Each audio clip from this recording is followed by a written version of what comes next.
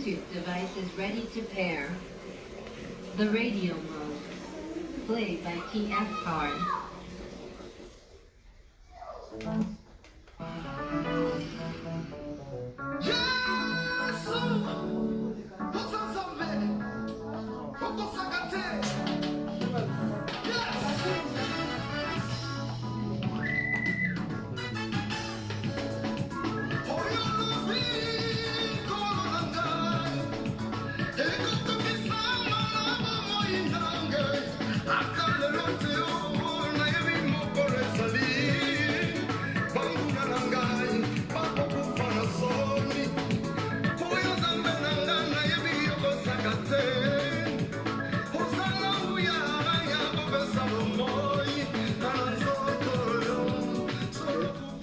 Shalom, shalom, peuple de Dieu. Zambe na biso. Azolokumu. Oye, apesi biso opportunité pe tango malamu. Oyo yo biso to bandi musala oyo. Zambe azolokumu. Parce que lelo tozali dimanche. Esengeli mutu nyonso ayoka loba na Nzambe. Pe Nzambe ayeba komimonisa na bomoi na ye parce que eza mokolo na Nzambe pe eza mokolo oyo biso toyebaka kotelema to pe koloba de la part de l'Éternel. Nzambe apambola yo ndeko nyonso bisika nyonso ozwami yo esika nyonso ozali kolanda biso. Vraiment Nzambe alola apambola yo pe abakisa un plus na kati na bomoi na yo. Sans plus tarder tokende kosambela Nzambe pote nyonso eza ya Nzambe, lokumu eza ya Nzambe, ta eza ya Nzambe, gloire eza ya Nzambe, tokozongisela ye yango. Papa topesi yo merci, Nzambe totondi yo po tozali Nzambe malamu. Merci pour la grâce oyo sikorde biso na ngonga oyo. Toyebaka kotelema liboso na présence na yo mpo na koloba de ta part. Kombo na yo Nzambe ezwa lokumu. Papa tosengi molimo na yo na kati na biso. Papa tosengi ngolu na yo na kati na biso. Pote makambo oyo tozali koloba toloba yango pamba te me ebota mbuma na kati na bomoi ya bana na yo. Dima ete molimo na yo asunga biso toyeba koloba yango lolenge yo Nzambe olingi ete elobama. Kombo na yo ezwa lokumu lelo pe libela na kombo na Yesu Kristo. Amen. Nzambe apambola yo lisusu ndeko na ngai. Vraiment, place nyonso zwami, shalom, bonjour, bonsoir, ça dépend. Na air ezwami yo, na bisika ezwami yo. Nzambe akumbama. Tozali na mukanda na biso to pe na thème na biso monene oyo tozali ko développer. Oyo ezali koloba ete comment observer les temps, le signe de la fin. Vraiment, Nzambe apambolama, Nzambe anetolama. Parce que moment où tozali, ezali moment où moi na Nzambe nyonso a se réveiller. Moment où moi na Nzambe nyonso esengeli ete azala prudent, azala na keba. Parce que le diable babotoli pe batumabe babimi ebele. Babimi na ba forme nyonso. Oyo moment oyo diable ayebi ko se déguiser. Diable a changé formule. Le diable et les sorciers bayen ebele po ete bayebala ko détruire bana na Nzambe. Eza su ndenge toyebaki akalate ke soki nake na ndako ya nganga soki nakote esika boye to mpe nake esika boye na kokota na mabe to na baerreur to na piège. Non, le diable s'est incliné amikotisi amikotisi mingi na kati na église na musala na Nzambe na ndako na Nzambe. C'est par là que le diable a koti pe azali ko œuvrer. Yango la fois passée tolobelaki dimanche passé tolobelaki sur l'apostasie. L'apostasie tolobaki ete c'est juste moi na Nzambe to mutu na Nzambe oyo ayebi Nzambe mais abandonné, a renoncé na liloba na Nzambe. Il se croit que azala dans de bonnes voies. Mais or, azana kati na lisumu, azana kati na kotombokela. Koboya musala na Nzambe to koboya oyo loba na Nzambe ezali kosenga ete asala. Alors, Oh, ya monde tolobaki c'est l'apostasie. Et cette apostasie, Bible ezali koloba biso ete esengeli eya. Pe evanda na kati na église. Na kati na assemblée de Dieu. Et si kaka ni batu bazali kokumisa ensemble. Et si kaka ni esengeli gloire na nzambe eta esama. Ce n'est pas encore le cas. Ce n'est pas la gloire de Dieu. Les ali kota esama. Je crois que comme on a mélange sangisa et koti makasi. C'est pour cela Zamba a télémission totelema toloba makambo oyo. Yo mwana na Nzambe nyoso oyoka. Pe oyo bakozwa attention na makambo oyo zali komona. Okokanisa que je suis dans le bon, okokanisa que naza na sika malamu. Or, oza na sika malamu te. Nzambe na biso akumama, Nzambe na biso apambola yo. Vraiment mateya oyo esunga yo oyeba ndenge ya se situer oyeba ndenge ya kotambola parce que soko oyebi ndenge ya kotambola soki omiyebi tout d'abord yo pe oyebi nzambe oyo ozali kosambela oyebi liloba na nzambe et tu as le Saint-Esprit en toi, je ne pense pas que bakokosa yo parce que le Saint-Esprit a reguidé parce que la fois passée pour bien comprendre, pour bien observer les choses de Dieu, la première des choses, il faut avoir la parole de Dieu. Connaître la parole de Dieu. Et la deuxième des choses, il faut avoir l'esprit de discernement et avoir aussi l'esprit de sagesse. Namakamisa oyo, soko osenga le Saint-Esprit de Dieu, akamayo, agideyo, molimo na nzambe, akoyeba komemayo na bisika oyo sengeli pe okozala réellement mwana na nzambe. Okobanga nzambe pe okotambwa na nzambe okoyeba ndenge nini akose situer est-ce que église ozali eza ya nzambe est-ce que place nazali maloba oyo bazomisa nga fond na yango est-ce que ezomemanga na présence na nzambe to mpe ezoluka kaka juste nazwa biloko na mokili to mpe juste nasepelisa kaka nzoto oyo mais gloire na nzambe eza te.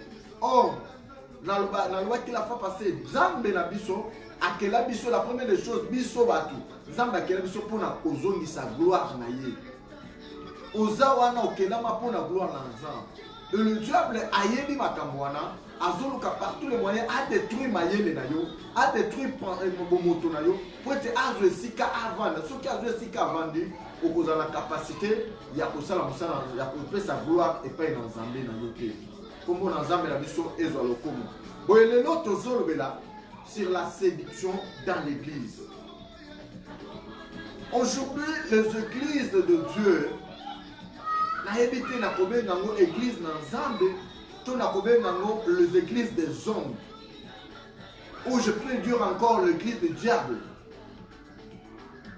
Beaucoup des églises, ma soeur, mon frère, papa, mon soeur Nazan, ben église nyonso tozomona eza église à kokota te. Donc église nyonso tozomona ba komi église de Jésus-Christ. Tikala yebisa yo que nyonso eza église ya Yesu Christ te. Majorité, ce sont des églises de diable, de démons. Ce sont des églises oyo bazali kobenga batu, ce sont des portes de l'enfer. Ce sont des portes de l'enfer, c'est ça le vrai terme. Oyo mema batu na lifelo. Yo moni ke na koti na église, je prie Dieu. Mais makambo oyo sala ma au fin fond ya église wana. Ba ko présenter comme na Yesu. Mais na se ya liloba wana ya comme ya oyo bango azali. Mazo bazana comme na Yesu te. Na se wana, ce sont les agents du diable. Et ils sont là pour séduire. Ba ko lukaba ya kisayo biloko ya malamu. Bala kisayo luxure. Bala kisayo bambongo. Bala kisayo amour moko oyo ezali na profit na intérêt na kati na yango. Parce que le diable donne à gauche et à droite. A bombelio li kofi. Yamoto Zambe Zambe na biso akumama. Zambe na biso azolokumu. Parce que ezali mukanda kitoko pe malamu. Na mwana na Nzambe nyonso tokoki kobandela mukanda na Nzambe parce que je vois que technique eza mwa malamu te tozotanga mukanda na 1 Timothée chapitre 4, versets 1 à 2. Nous lisons au nom du Seigneur Jésus-Christ. Mais l'Esprit dit expressément que dans les derniers temps, quelques-uns abandonneront la foi pour s'attacher à des esprits séducteurs et des doctrines de démons par l'hypocrisie portant les marques sur. Amen. Que Dieu nous bénisse. Zambe na biso azolokumu. Mokanda oyo Paul azolobesa Timothée. Alors attention, dans les derniers jours, dans les derniers temps, l'esprit qu'on parle ici, c'est l'esprit de Dieu. Et Zolo Bapa Inamwana na Timothée. Le bête Keba, pour le moment, je peux te dire que l'esprit de Dieu te parle. Attention, dans les derniers temps, il y aura des prophètes, il y aura des pasteurs. Et puis, ici, les enfants de Dieu. Alors, il y a beaucoup, et belé na batu nanzambe, et belé na bana nanzambe. Bakotika, nzela nanzambe. Bakokende kokangama, kosimba. Na doctrine ya ba démon. Na faux doctrine. Mais tout cela, batuno soana bakoyekra na kombo na Yesu. Bako présenter kombo na Yesu. Mais au fond doctrine na bango, fondation na bango, beaucoup na bango, eza ya Yesu te. Gloire oyo bazali koluka, eza ya Yesu te. Souci na bango eza nini? Ba présenter bino kombo na Yesu, ba lakisa bino kombo na Yesu. Mais au fond, bazoko kende ko bloquer ba vie na bino, bazoko kende ko bloquer ba étoile, bazoko kende ko bloquer ba mabala, bazoko kende ko tindika bino la kati na ba erreur. Oh, comme on a zambé sur le coup. Plus il y a trois choses. La première des choses, les esprits séducteurs. Et la deuxième des choses, doctrine des démons. La troisième des choses, des faux docteurs. Les esprits séducteurs. Aujourd'hui, il y a plusieurs de gens, partout ébélé, baza envoûtés par les esprits des démons. Il y a beaucoup de gens où baza séduits, envoûtés. Par l'activité bango, par sentiment moko humain. Le lo oyo mutu, vaut mieux à défendre mutu. Malgré mutu anazo sala mabe, amoni ke mutu anazo sala mabe. Je vous dis la vérité. Quand tu es dans l'église, beaucoup de problèmes. Quand tu es dans l'église, et l'équipe même dans la famille. Quand tu es dans l'église, beaucoup de combien par jour vous dites ça. Aujourd'hui, nous n'avons pas besoin. Il y a quoi tout est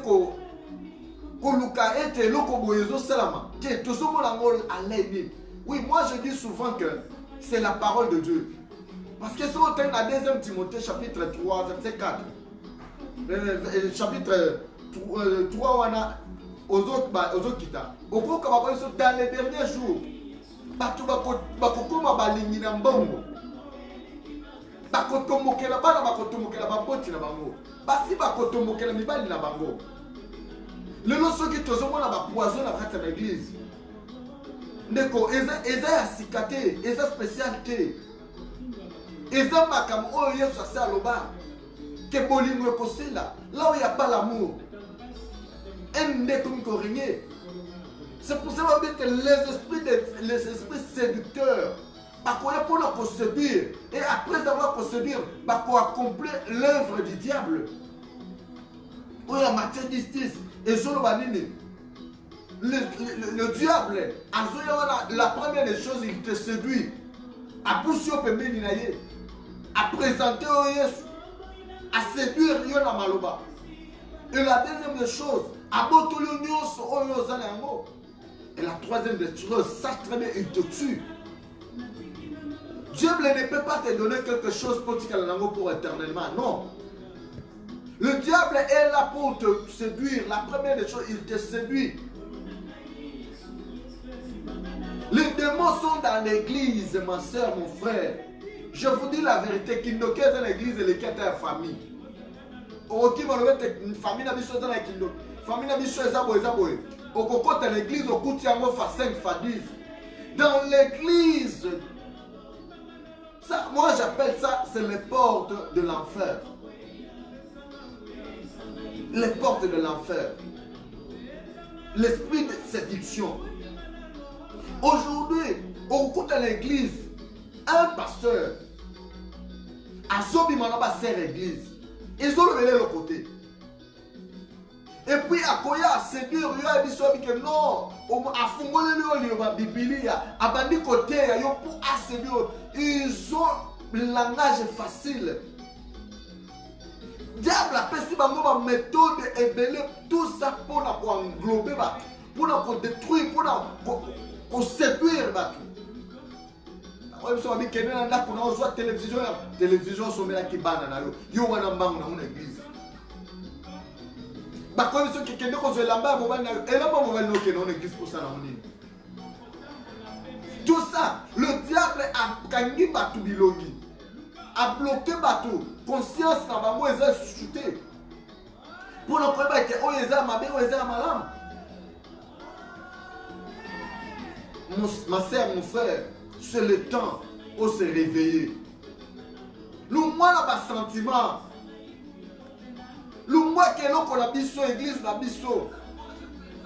Ne pas me souvenir le baka, tchen tout, bord na bisso. Non, l'église de Dieu n'est pas torée, ça bord na yoté. L'église de Dieu, c'est pour la gloire de Dieu. Un enfant de Dieu. Le moi la kati na foule, le moi la kati na distraction. C'est par là que le diable vient pour te séduire.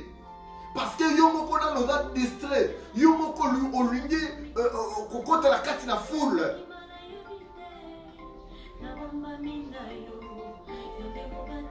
Tango ya suka. Le temps de la fin. L'esprit séducteur va s'élever. Aujourd'hui, tout le monde est Neko, réveille-toi parce que les jours sont mauvais, le temps est tellement mauvais. Tout comme hiver, le temps du soir, le temps du soir, tant où il y a beaucoup de tokomi, il faut se réveiller, ma soeur, mon frère. Bimana katia ba sentiment, prophète Nabiso. A komeliso mai, mayo azo melisana, e utu wapi. E utu wapi. Oh, pour tout toi, c'est là, il ne faut pas qu'il y ait des chocolat. Ndeko. Oh, pour la chance, il ne faut pas qu'il y ait des chocolat. Pose un moussala, essayez pas ça, des cérémonies diaboliques, pire et simple diabolique. Mais tu es dans cette église-là. La fois passée, dans la Kinshasa, il y a une autre église. Il y a une cérémonie, une bougie, la matanga, et aujourd'hui, laisse-moi te dire, non. Les gens qui ont la campagne d'évangélisation,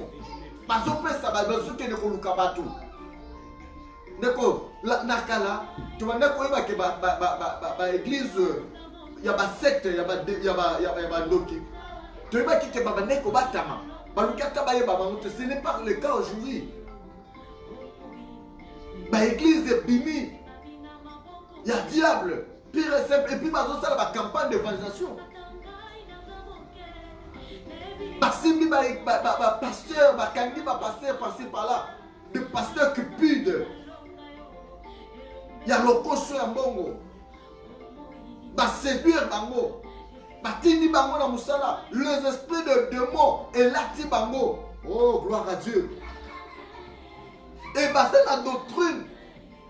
Oyo bango basala yango. Leur doctrine c'est quoi? Aller détruire, voler et tuer. C'est ça leur doctrine. Mais yo moi l'ensemble, à l'église yandengwana. Tu es envoûté parce que tu n'as pas la parole de Dieu en toi. Tu es envoûté parce que en toi il n'y a pas le Saint-Esprit de Dieu. Quelqu'un qui n'a pas le Saint-Esprit, Azamutu, Azamni, Azamutakala. Ndenge Apocalypse 15, Apocalypse chapitre 16, verset 15 et Zolba. Tu es ni. Le diable peut faire n'importe quoi.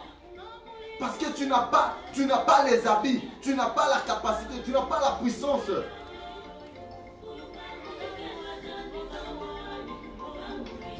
L'esprit des démons est tombé le loming de l'église.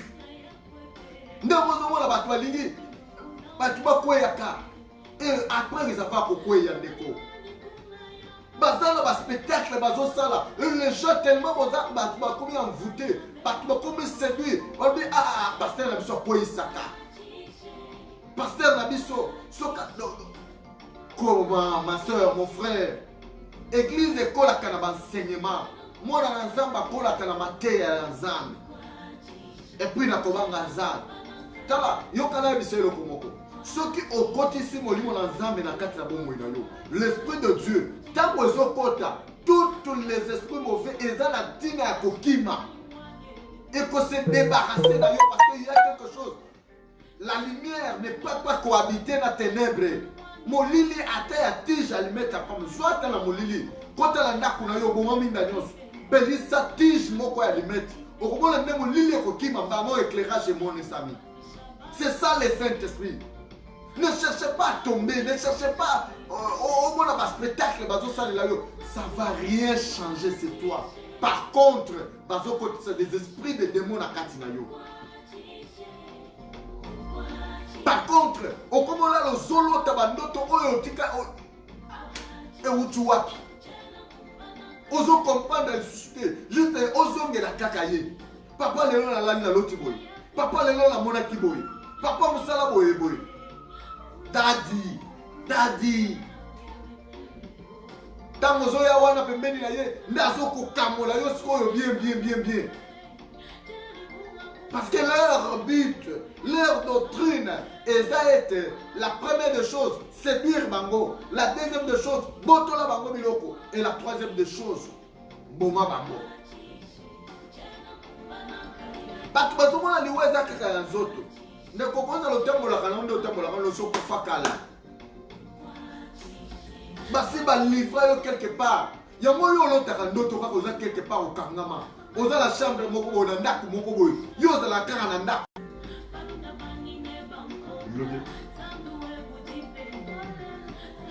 C'est parce que quelqu'un comprend quelque part. Si tu as la ba séduire yo, ba botoli oya moto ya la katina yo. Otikali nengwana.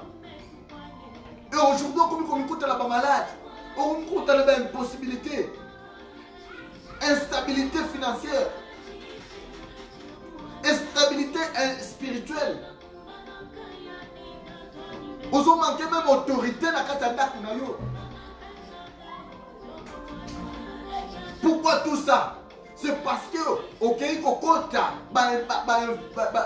c'est dur.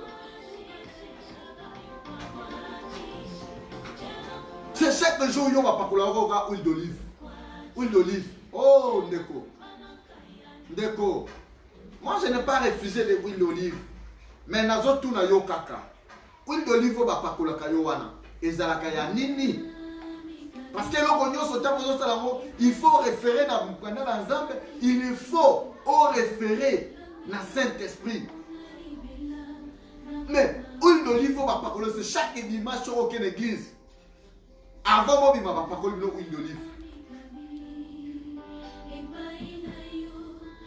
Zamba Zolokum. Le long spectacle dans l'église de Dieu. Oh, Ndeko. Ba délivrance. Il y a bien une église des actes, il y a pas de délivrance. C'est fondement de l'église ou les animés. Fondement de l'église, ce n'est pas toutes les églises. Nous avons l'église de Jésus-Christ. Nous avons dit, parce que nous l'église de Jésus-Christ. Yesu alobi bakoya na kombo na ngai. Bakosala na kombo na ngai. Mais retirez attention. Que personne ne vous trompe. Moutoko sayote. Pour nous comprendre le temps, moi je le répète, il faut avoir le Saint-Esprit. Pour avoir le Saint-Esprit, ce n'est pas difficile. C'est compliqué. Notre Dieu est tellement facile, tellement gentil. Alors bien, Fungoli Maboko, ya Fungoli Azoluka. Azoluka ya Kapa Idangai. Jésus fait la croix, il a dit tout est accompli. Mais le problème est que yo, pesa pas dans l'âme. Yes, ça pesa qui bon moïna pour la tina na yo. Mais yo no Zoluka. Au côté place, ils ont sepelé ça, ils ont sepelé ça, monter yo, vous avez 500, vous avez 1000, vous avez ceux qui combien, vous avez un spectacle, là. D'accord. Tikala koyebelo comment on a dit ça. Ceux qui osent dans l'église, oyo hôtel nango eza ya diable. Oyo hôtel nango eza la ba sacrifice ya diable. Tikala koyeba que yope oza sacrifice ya diable. Tout ce que tu es en train de faire eza pour la gloire dans Zambete. C'est pour ça que le jour là, l'Éternel Dieu va te dire que je ne t'ai jamais connu. Parce que au-delà qui dans hôtel ya diable. Comment fait-il que yo zala katanda kwa ya diable? On le bakenga na zamsel ensemble. Par rapport à quoi? L'adoration ou l'adoraka hôtel wana. Est-ce que hôtel wana est ensemble? C'est pour cela qu'il faut réveiller yo.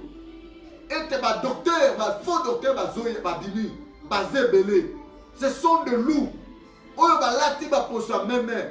Ba solo kapone le ba ko détruire. Ce sont des chacals. Oyo ba solo kakolia. Alors, réveille-toi. Réveille-toi, toi qui dors. Toi qui es distrait, réveille-toi. Nous, moi, on a un sentiment. Au causa de la pamba. Et c'est parce que nous avons l'alliance, nous avons des morts, nous avons des diables. C'est parce qu'on a qui sentiment. Manque de connaissances peut t'amener dans l'enfer. Non, ma communauté sont en salle à traîner que au salaire mukilo salaire répété.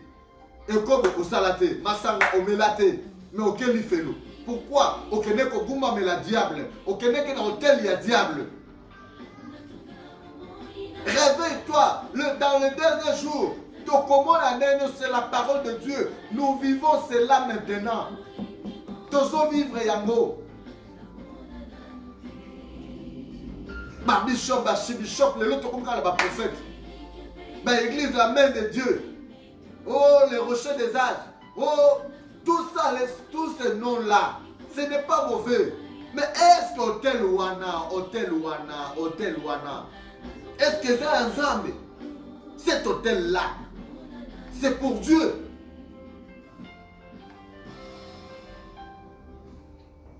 Des faux docteurs. Ma soeur, ma doctrine, à diable. M'a imposé. Yo wana chaque dimanche, chaque mercredi, bah gêne. Depuis que tu as gêne. Et rien ne change, non, ma soeur. Non. Télémananou. Faites un demi-tour.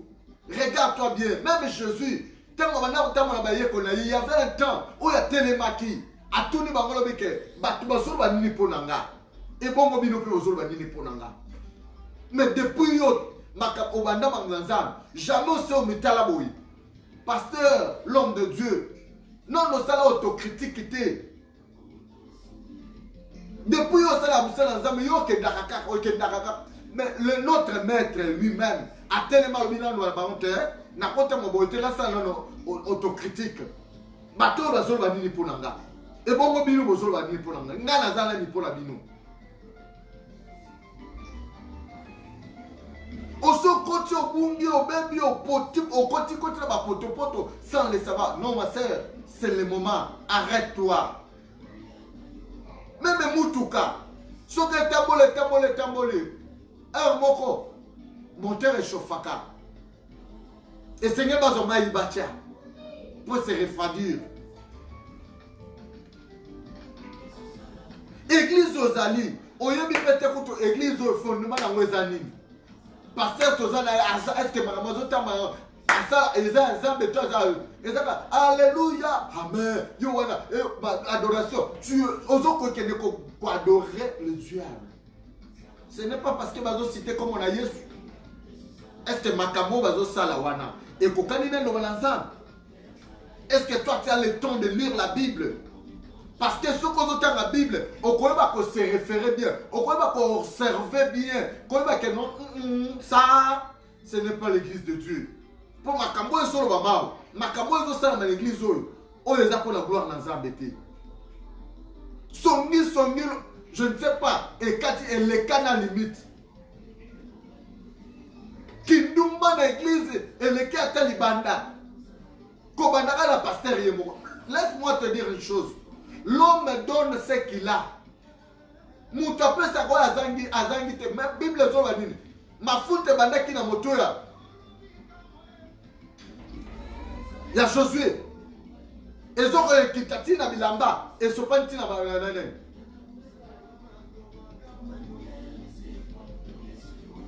Mais yo, au mitala a pété. Et je m'excuse, je moutou à rond. Et quitter la manef et qu'on se prend la bilamba. Mais yo, au mitala a katé. Ozawa no zakara bongo. Ba kopé sa yo, on va quitter la moutou na yo wana. Oyebité. On va se déclarer. Parce que les hommes de la peau ont chuchoté. Makambo soloba. On contrôle la coupe pété. On t'a la bagesse. Ne contrôle qu'une église. Mon retour qui est dans sa musala. Ma peste, ma cabane, mi soit Nicolo. Parmi ma pasteur, ma peste, mon collègue, mon pasteur. Tu bandit premier jour. Pasteur va bandir na yo clôturer journée. Deuxième jour, vous n'avez pas mati. Tu as remarqué na kati na biso, tu as qui na pasteur mususu. Mais pasteur wana azalaki na alliance. Avant ya matanacher forme l'alliance na ina gauche, akede ko chango na droite. Oh. Tu me tournes le oh. Comment ça?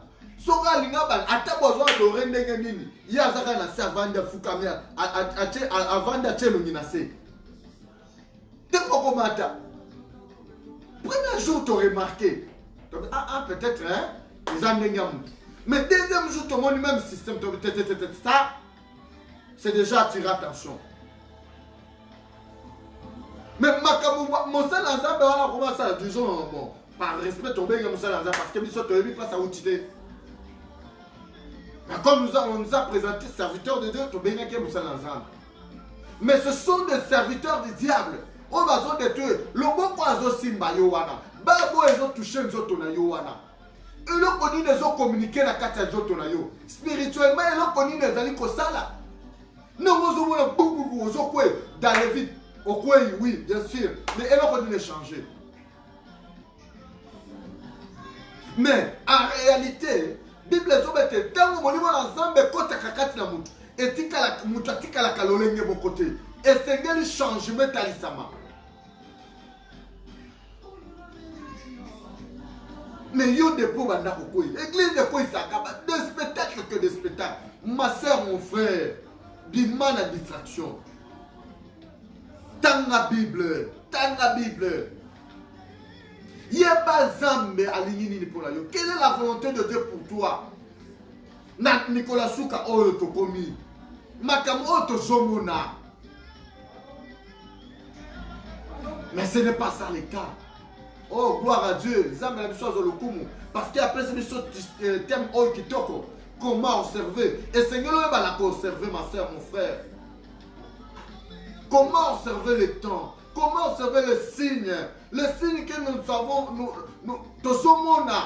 nous vivons dans quel monde? Quelle est l'église que tu es entré dans Ozoli Kokota? Est-ce que tu adores Dieu? Comment la Zambé a dit ce Koumisama? Ils ont les doctrines du diable, les démons. Et la Bible revient les esprits de démons. Tango bimaka. Ils ont bimaka pour détruire. Ils ont bimaka pour détruire. Ils ont bimaka pour détruire. Les démons ne pas molater. Non, les démons ne viennent pas pour bénir. Ce sont des esprits méchants. Ils viennent seulement pour détruire. Attention, tirez attention que personne ne vous séduit. Que personne ne vous séduit. prophétie, prophétie, prophétie, prophétie, prophétie, prophétie. Neko, vraie prophétie, c'est la parole de Dieu. Vraie prophétie, c'est la parole de Dieu. Ça, c'est ça ta vie. Il y a tout ici, la parole de Dieu.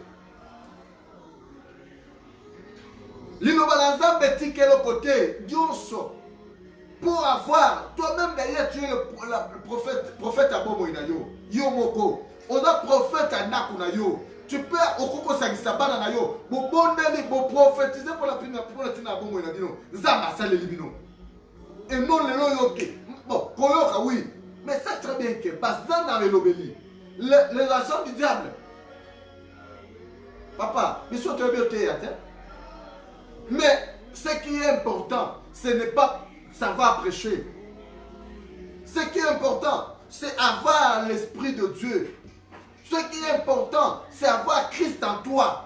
Ce qui est important, c'est ozala na Yesu na bomoto na yo na bobimba na yo mobimba. Comme on a Yesu na biso kumisama. Lelo vraiment tozolo makambo oyo parce que moi ensemble nyonso le Seigneur la lamuka. Dans la live Isayo boyete. Mitala contrôler l'église ozali. Contrôler mariage na yo malam. Mobali ozana yo wana. Obala ki na yo bien. Mokomi na ndako et pas la bino trala jamais kotambola kindumba. Mais depuis côté l'église wana. Depuis ba séduire yo. Molimo wa kindumba yo ovanda na wo posa ka ko bima libanda. Libali nyoso ba sepelisa yo kaka. Basi nyoso bazo sepelisa yo kaka. Yo moka yo mabeza la kate. Je déjà. Vous avez un piège à diable. Vous avez un piège. Vous avez déjà séduit. Lokuta la monoko na yo na yebite. Tu repères ngoko monini. Moyen de transport ou moyen de vivre. Pendant on a son cosité pour vivre. Il faut qu'on s'attaque. Oh, vous avez la porte en fer, ma soeur, mon frère. Chose grave des hommes de Dieu, Constantine a cher. Oh, quand j'étais aux États-Unis, quand j'étais à Londres, tu n'as jamais un passeport à Pambo dans nos sombatés. Nos autres à la chair pour le quand j'étais à Londres, quand j'étais aux États-Unis, quand j'étais ceci, c'est là. Naïkoutou, n'a produira pas musicien, n'a produira pas musicien. Tout ça, c'est pour quelle gloire?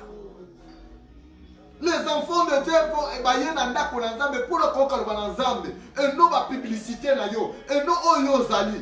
Chose grave, si na bilamba lati. Au moins bilamba la chose. Écoutez autant. Ne quand même bilamba la tête un bon dans l'ensemble wana. Ozo yiba. Soit on va nous relaxer avant que non. Bon la bino ya kana ngwana. Ya ngone na zwa ngona soma ka bilamba oyo. Bimo tika babola nana zo koma musu. Mais tu es là, on va niquer. Tala, bana prophète Eli. Babane ko sala pe ba makambo boy na kati na ndako na nzambe. Ba comment qu'il a système ceux qui ba yé offrir nzambe. Bango ba ko kende ba suba ba sacrifice a minye kitoko wana ba botoli. Bazu yango bazu ça qui nous dans l'église bazu ça ba kama belle dans l'église. Mais toi tu es là enfant de Dieu. Moi dans Nzambe ozawana tu vois mais tellement ça séduit. Ba bloquer le mayede. Ba pression ba instruction ya ba démon. Ba yena ba message ya ba démon. Pour le point de vue que combat là-bas si balé misa tu es là on va bêter ça malade. Ah mon kilo on dit pas si baza combien bibali baza combien par l'action va calculer à bnengwana. Basi babote baza belé. Ce sont des doctrines de diable. Les enseignements pires et simples diaboliques. Basi baza belé ba bibali baza mouké et c'est neli on va la bibali basa ta 5. Ma soeur mon frère. Keba.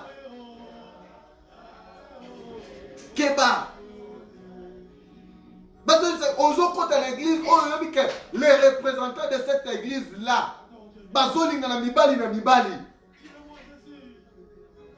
Net la fois passée, la qui na Facebook, ma soeur, mon frère, pasteur église, na adjoint na ye, babalani officiellement. Oh. Oh. Et on va nous faire l'église one. Nous avons mis un kele qui moutou. Na jardin biseki Adam yo na keleli yo Adam susu. Yo bino mi balé bozo mi bali. Tote yo Adam banyama bazé belé kuna. O roke après mo soki Eve accéléré. Kene no pas banyama. Tote muzamba zo pesa batu. Ati da batu mokili. Nzamba lola.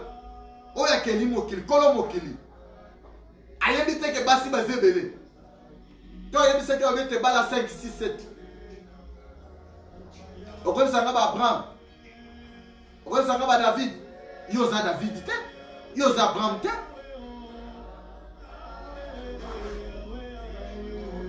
Il y a très bien que Mokil Otoya. Et ça, Mokil, et ça, la Makamobele. Et ça, mon Seloulou. Le diable a Zawana. A ça, la Kanda Makas. Le diable, combat le diable combat dans l'église. Adversaire mon diable c'est l'église. Et l'église c'est toi et c'est moi. Oh le diable a zolo kako détruire. Bible zolo dans l'Apocalypse chapitre 12. Moi je suis avec Inazem. Diable bit aya qui peut à détruire moi na wana. Mais tant que Zamba a enlevé à tout le monde, a permis moi aussi. A quelque part, diable a dit qu'il a gagné ma casse les dragons. Gagné wana, ailleurs on va faire l'église. C'est pour ça que la Bible est malheur dans mon kili. Aba vandi à mon kili. Pour être diable a quitté la gagné ma casse. Yo on a distrait. Yo on a distrait. Le diable a dans la gagné ma casse dans l'église. Akoluka jamais yo mwana na nzambe okende lola osepela po ayebe elenge lola akoluka partout les moyens na famille nyonso na cadre nyonso a détruire yo mais lokolo za mwana na nzambe nzambe afunga yo mayele renouvellement d'intelligence ekota la kati na yo oyo kamakamu oyo otanga loba na nzambe vérifier yango. Ça va encore là-bas, tu l'as béré. On va vérifier ma écriture. Au comment est-ce que Sungayo, au Kobima la bisika n'engwana. Au Kobima la esprit séducteur. Le côté mais bosso l'ensemble oh. Tika comment l'ensemble la biso ezolo kumu. Vraiment Nzambe apambo la bino. To komi na suka. Tozo pesa Nzambe le kumu. Tozo tongo la comment l'ensemble. Yo mutu yo so kilo wa oh. Kotika la kimyate, kota la mabondeli, les gens qui sont ensemble, ce qu'on sait que les gens ont foutu, que le Saint-Esprit de Dieu t'aide. On va la kobima, abimisa yo na kati la voûtement oil, pour te oza la moine ensemble à solo, pour te mukolowana au mona lola. Tu comme na tango na poko ma soeur, tu comme na tango na poko mon frère. Et à tel jour là, l'Éternel Dieu te dit que je ne t'ai jamais connu. Yo oyo mikuti déjà le kat na griffe na bango basi bakanga ki yo telema notre numéro est là appelle-nous tokosunga yo kutala mosala ensemble à solo à pembeni yo parce que là on dit il y a des faux il y a aussi des vrais ba tunyo sonde va habiter il y a encore 7000 hommes oyo baza réservé. Il y a encore 7000 hommes. On va fléchir. Alors, Kenda Kolukabasel ensemble. C'est un qui s'est l'église, il y a solo. Saint-Esprit comme il y a solo. Atta Kula Batubaza 30. Atta Batubaza 20. Kenda Kosambe ensemble à solo place Wana. Au comment la vie n'a rien qu'à changer. Que Dieu nous bénisse. Zambe Apamola Biso. Tokomina Souka. Zambalola. Amona Biso. Pe Asa Biso Nguruna Ye. Na komona Yesu Kristo. Amen.